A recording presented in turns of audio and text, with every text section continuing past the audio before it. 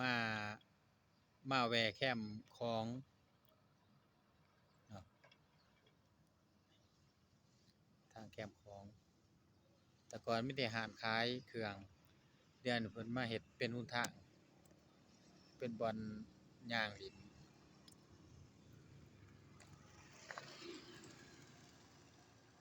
โอ้ธรรมชาติงามพี่น้องเอ้ย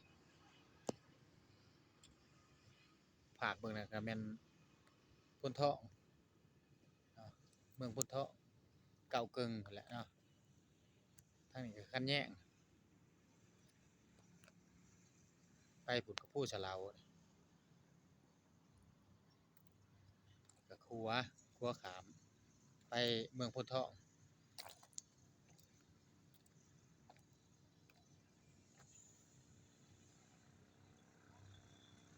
ไปตรงนั้นก็เป็นแกรนด์เนาะแกรนด์โฮเทลแคมป์ของพี่น้อง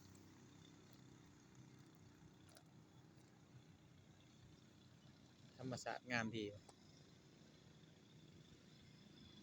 ยามมื้อแลงคนหลายยามมื้อแลงอันนี้มาตอนนี้บ่มีคน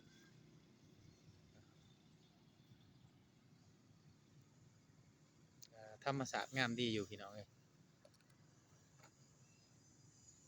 ตึกสูงๆอันแกรนด์โฮเทล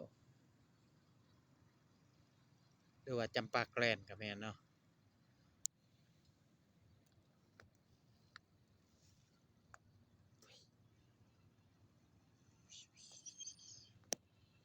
ขัวข้ามคลองระหว่างปากเซกับพนทอง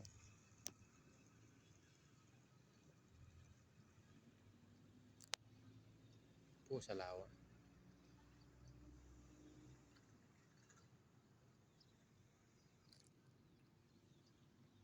ธรรมชาติงามอยู่พี่น้อง